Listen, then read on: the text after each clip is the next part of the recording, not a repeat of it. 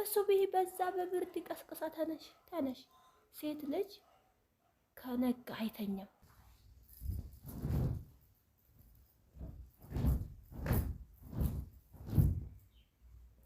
ማሻአላህ ብያለሁኝ። አሁንም አረብ ሀገር ያላችሁ እህቶቼ አደራ የምላችሁ ነገር ገንዘባችሁን አሰላሙ አለይኩም ወራህመቱላሂ ወበረካቱ። ውድና የተከበራችሁ የመንሱራ ቲዩብ አድማጭ ተመልካቾቼ ቤተሰቦቼ እንደምን አላችሁ? እንደምን አደራችሁ? ሰባሃል ኸይር ሰባሃል ወርድ ብያለሁኝ። ውድ ቤተሰቦቼ ቪዲዮውን ላይክ እያደረጋችሁ ጀምሩት።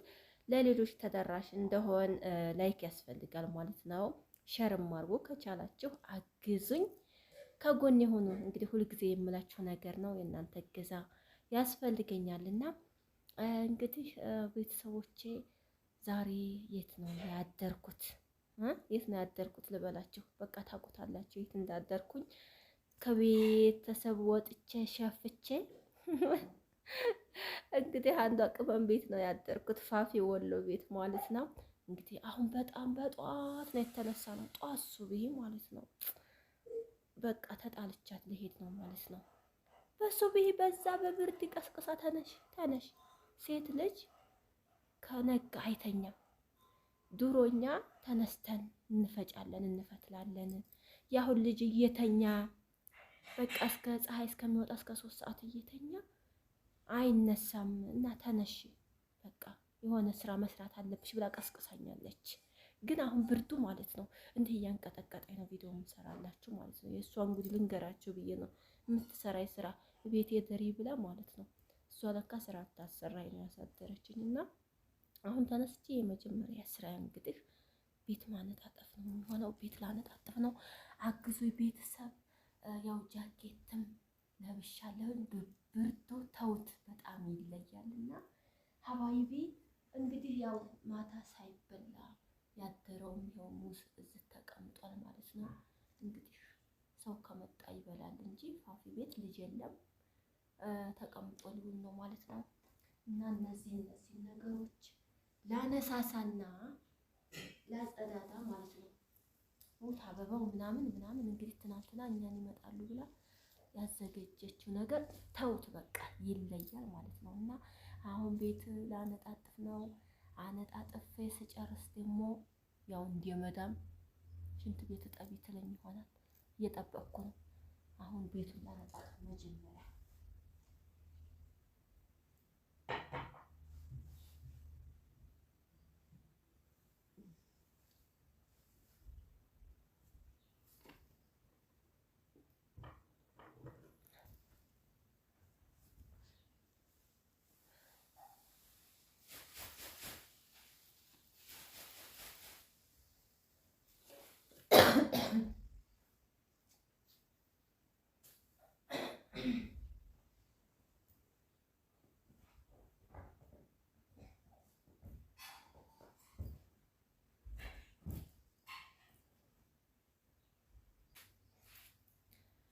እስኪ በመሀል እያወራኋችሁ መጥረጊያዬን ይዤ ማለት ነው። እና ማለት ነው ወላሂ ፋፊ ማለት ጀግና በጣም ጎበዝ ናት። የእውነት ነው የምነግራችሁ ማለት ነው። እኔ እንግዲህ ከአረብ ሀገር መጥቼ ቅመሞች ቤት የሄድኩት እንግዲህ 2-3 ቤት ነው። ግን ወላሂ ፋፊ የሰራችውን ገንዘቧን እቁብ ነገር አውለዋለች። ወላሂ ልጆቿንም አስተምራ በቃ ለራሷም ደስተኛ ሆና ብዙ አመት ብትቆይም ገንዘቧ ግን ወላሂ ተግባር ላይ ነው ያዋለችው። ለምን ከሰርኩ የምትልበት አንድም ነገር የለም ማለት ነው። አረብ ሀገር ሂደን ገንዘባችን ቁም ነገር ላይ ሲውልልንና በቃ የሆነ ደስ የሚል ነገር ከዛ ስንመለስ ስናይ በጣም ማሻአላህና ሁሉም የሚያደንቀው ነገር ነው። እና እኔ ፋፊን በጣም አድንቄያታለሁ። ማሻአላህ ብያለሁኝ። አሁንም አረብ ሀገር ያላችሁ እህቶቼ አደራ የምላችሁ ነገር ገንዘባችሁን እንዳትበሉ፣ እንዳትሸወዱ። ለቤተሰብ የምትረዱትን ትረዳላችሁ። ከቤተሰብ በላይ ማንም የለም ታውቃላችሁ ማለት ነው። ከዛ በኋላ ግን ለራሳችሁ ለህይወታችሁ ሀገር ስንገባ እንዴት ነው? ምንድነው የሚያጋጥመን? መልሰን ስደት ላለመሄድ ምን ማድረግ አለብን ብላችሁ በደንብ አስቡበት። ወላሂ ላዚም ማለት ነው። አሁን ፋፊ አረብ ሀገር የመሄድ አረብ ሀገር የመመለስ አላማ የላትም። ለምን? ዝንጥ ያለ ደስ የሚል ቤቷን ሰርታለች። ያለውን ግቢ ብታዩት ማለት ነው ይለያል። ቤቷ በሚያምር ከመዳን ቤት የማይተናነስ ቤት ነው የሰራቸው።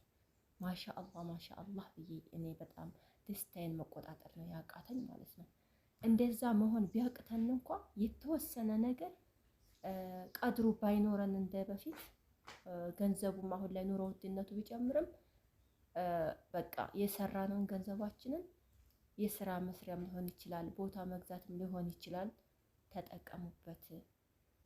ጉልበት ያልቃል፣ ህመም ይመጣል፣ ሀገር መግባት አለ፣ ብዙ ነገር አለ እና እጃችሁ ገንዘባችሁ ነው የሚያንቀሳቅሳችሁ እናንተን የሚያስደስታችሁና የሚለውጣችሁ። እና እኔ ከሷ ብዙ ነገር አይቻለሁ ማለት ነው። እንደዚህ ስንት አመት ሙሉ ጉልበቷን ጨርሳ ደክማ አገሯ ላይ ግን ያየችው ትልቅ ውጤት ነው ማለት ነው። ለወደፊት ለልጆቿም ነው፣ ለሷ ብቻ አይደለም፣ ለልጆቿም ነው የለፋችው ማለት ነው። እና ብቻ ምን ልበላችሁ ብታዩት መጣችሁና ያለውን ነገር ብትጎበኙ ደስ ይለኛል። ቅመሞች ማለት ነው። ኢንሻአላህ እንግዲህ ወደፊት ልታዩትም ትችላላችሁ፣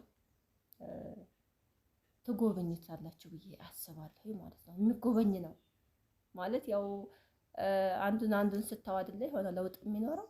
እኔ እንደዛ ነው የሆነብኝና ብቻ ረሳሁት እኮ ቤት መጥረጉን። ቤት ጥረጊ ተብዬ መጥረጊያ ከተሰጥቼ የኔ ነገር ወሬን ታውታም እናንተው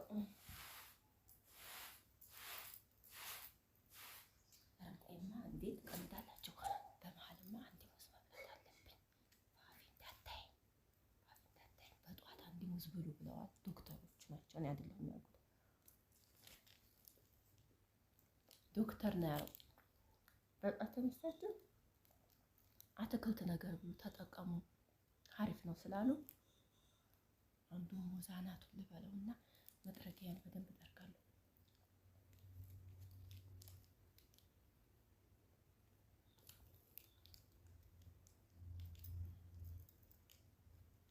እንዳታይ ያለች ምልክት ላይ